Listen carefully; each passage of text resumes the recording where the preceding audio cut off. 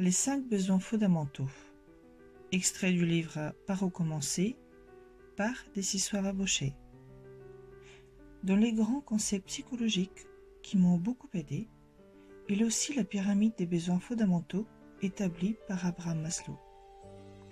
Comprendre comment notre esprit classe nos besoins nous permet également de comprendre pourquoi parfois nous avons des comportements étranges. Nous pouvons également comprendre pourquoi, par exemple, nous ne sommes plus sur la même longueur d'onde alors qu'il y a peu nous étions faits l'un pour l'autre. Je vais essayer d'expliquer le concept simplement et clairement et j'espère qu'il vous sera aussi utile qu'il a été pour moi. Dans les années 40, le psychologue Abraham Maslow a recensé les besoins fondamentaux en 5 catégories. La survie, les fonctions responsables du maintien de la vie, manger, dormir, respirer. Si un de ces besoins est touché, l'être tout entier est menacé. La sécurité, la stabilité dans tous les aspects physiques, mentaux, matériels, etc. La socialisation, les liens sociaux ainsi que l'appartenance à un groupe. Être accepté et aimé par l'autrui.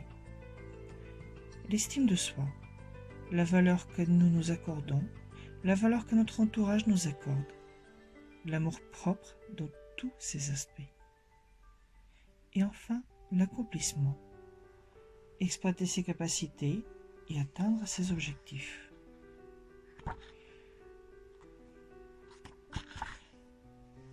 Plus tard, une pyramide a été créée pour illustrer les travaux d'Abraham Maslow. Selon lui, pour passer à un étage suivant, nous devons avoir commencé l'accomplissement du niveau précédent. Si mes besoins physiques ne sont pas satisfaits, il me sera impossible de passer à autre chose.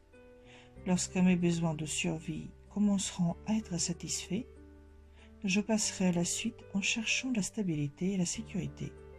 Puis, je me lancerai à la poursuite des relations sociales, à une acceptation dans un groupe, une communauté, et ainsi de suite.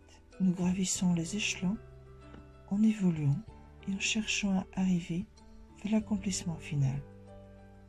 Cependant, la vie tourne et les besoins qui ont été satisfaits durant un certain temps peuvent ne plus l'être.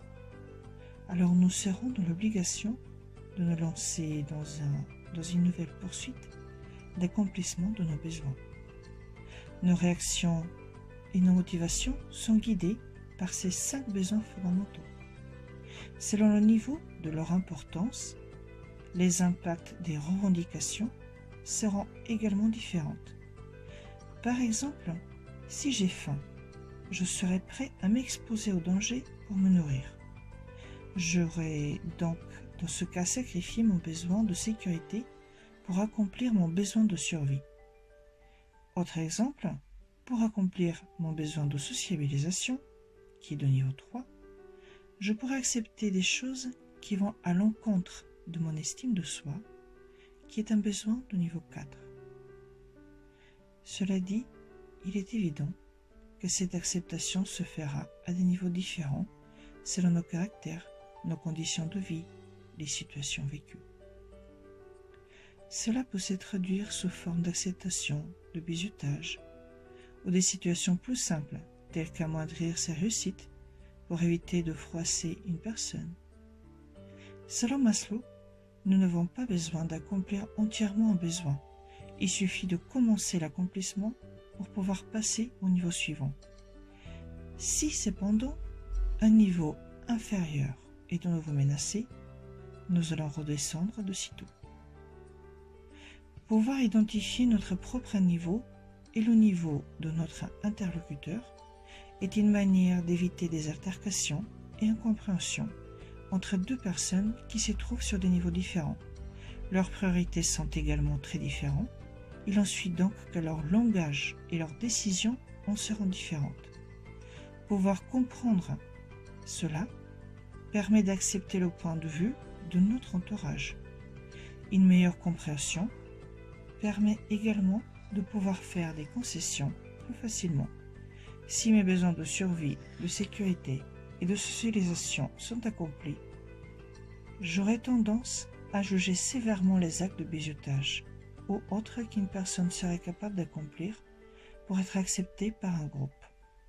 Si cependant, je peux comprendre que cette même personne cherche à accomplir son besoin de sociabilisation et qu'elle n'est pas encore arrivée à son besoin de niveau 4, je peux alors ne pas être d'accord tout en comprenant pourquoi elle réagit de cette manière. Comprendre, c'est également faire un pas en avant, c'est donner la main sans jugement et sans reproche. Comprendre, c'est la base des relations saines et bienveillantes.